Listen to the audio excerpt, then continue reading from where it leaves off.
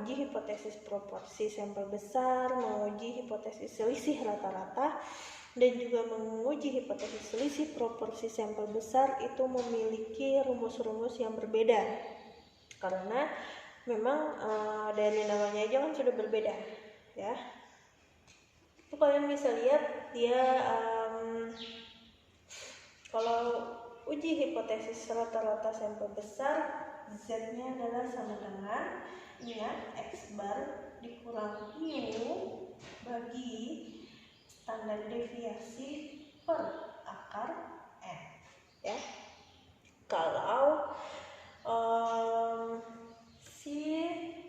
kalian harus kasih ingat, ya, ini rumus, sebenarnya rumus yang sebelum-sebelumnya aja juga. Ini adalah ketika catatan saya itu dua-duanya standar deviasi populasi diketahui, ya.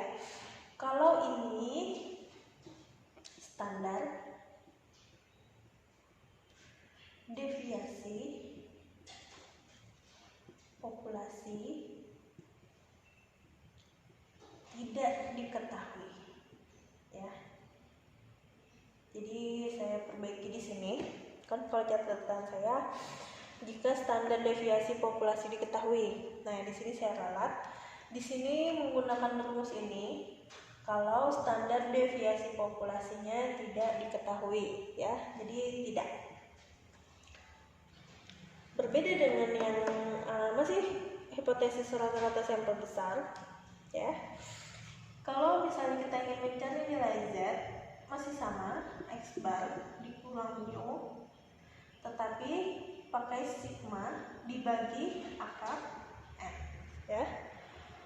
Kalau misalnya kita menggunakan ini, rumus ini atau, ya, jadi kalian memilih salah satu.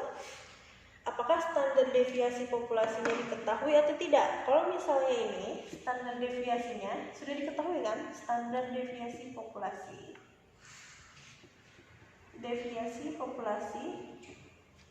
diketahui, ya.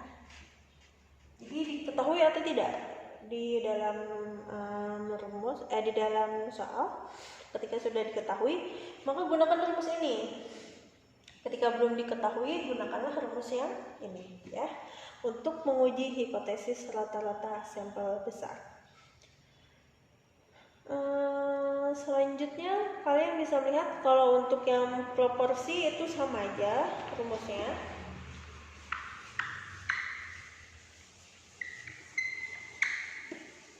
Untuk yang proporsi sampel besar, ini P kecil, saya gunakan spidol lain. P kecil, ya, dikurang proporsi sampelnya dibagi dalam kurung. Jadi kalian harus selesaikannya di bawah dulu, karena P besar dikurang 1 dikurang P besar, ya, dibagi jumlah data. Nih. Jadi kalau misalnya P besarnya itu jadi kayak gini. Kalau yang ini, ya. Kalau yang ini. Contoh.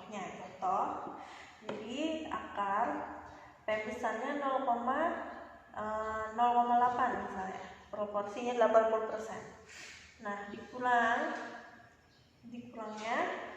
1 dikurang 0,8. Ya, jadi kan di situ akarnya adalah 0,8 dikurang 0,2. Kayak gitu. Maksudnya kayak gitu, ya. Oke. Yang P ini kalian harus ingat. Tadi saya juga lupa, yang mu tadi itu kalian ambil dari yang jadi keterangan hipotesis. Nah, yang P ini juga, ini adalah hipotesis kalian apa sih? Tadi misalnya populasinya proporsinya adalah sama dengan 5%. Nah, maka kalian masukkan di sini 0,5. Yang tadi jadi hipotesis kalian. Hipotesis kalian berapa sih persentasenya atau proporsinya?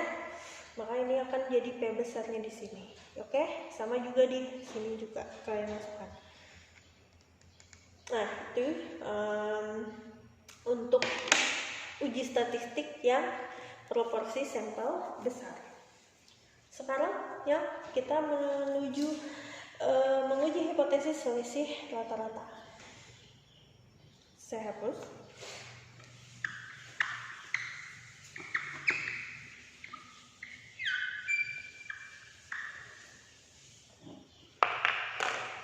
Untuk uji statistik yang hipotesis selisih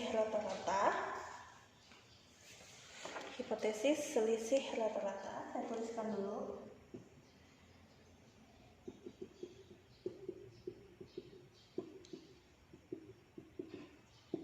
Rata-rata.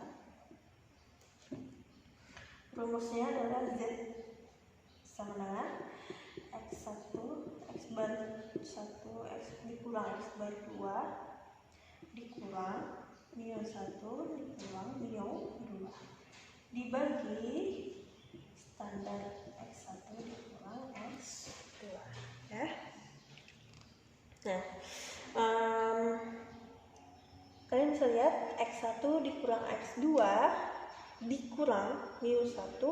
Jadi X bar 1 dikurang X2 ini adalah selisih dua rata-rata hitung sampel 1 dan 2. Mu 1 dikurang mu 2 selisih dua rata-rata hitung populasi 1 dan 2.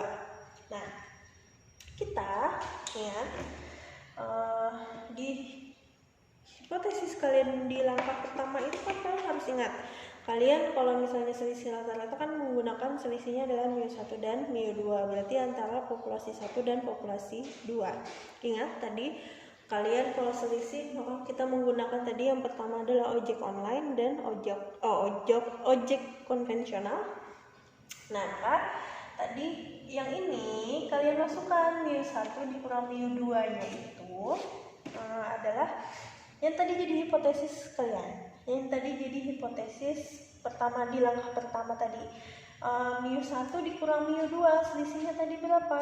Mu 1 dikurang mu 2 tadi hipotesis kalian adalah 100.000.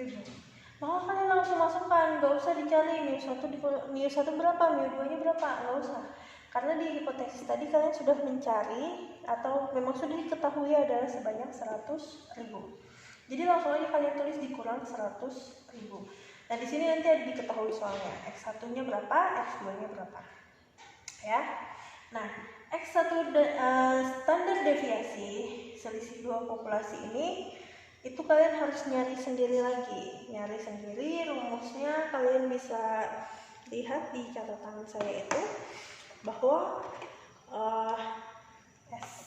X1, X2 itu adalah standar deviasi 1 dikuadratkan dibagi N1 lalu ditambah standar deviasi sampel 2 dikuadratkan dibagi N2. Itu ya, untuk mencari ini. Jadi dia terpisah. Oke. Nah,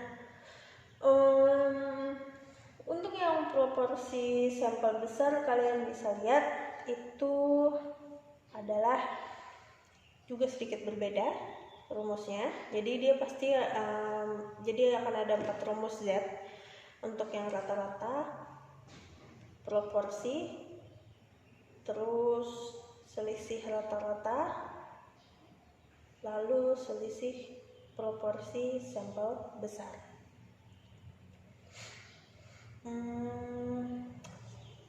Menguji hipotesis selisih proporsi sampel besar, kita lanjutkan rumusnya. Karena dia kalau yang tadi kita langkah pertama itu kan kita hanya menentukan hipotesis nolnya yang mana, hipotesis 2-nya yang mana. Nah, lalu yang langkah kedua itu sebenarnya kalian udah paten aja itu. Jadi apa yang sudah saya tuliskan di situ memang kalian tinggal mengikuti aja. Nah, berbeda dengan di langkah ketiga ini, Jadi kalian harus teliti, baca soalnya lagi, kalian harus bisa menentukan yang mana X-bar-nya, yang mana mu-nya, atau yang mana standar deviasi populasinya. Itu kalian harus teliti. Nah, untuk selisih proporsi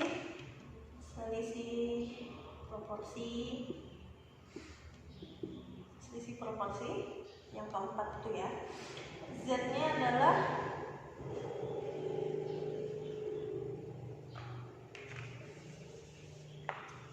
Z sebenarnya P1 kecil dikurang P2 kecil dikurang P1 dikurang P2 dibagi standar deviasi proporsi selisih dua sampel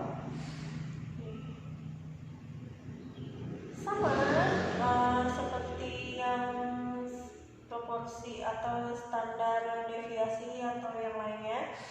Yang ini juga, dalam hal ini juga, yang ini kalian ambil dari ketika kalian menjadikan itu sebagai penjelasan hipotesis. Hipotesisnya tadi berapa? H1-nya H0 ya. P1 sama dengan P2-nya berapa? Misalnya tadi 10%. Makanya ini langsung kalian aja langsung tulis dikurang 10%.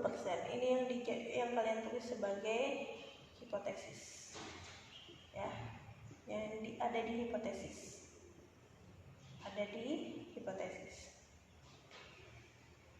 Lalu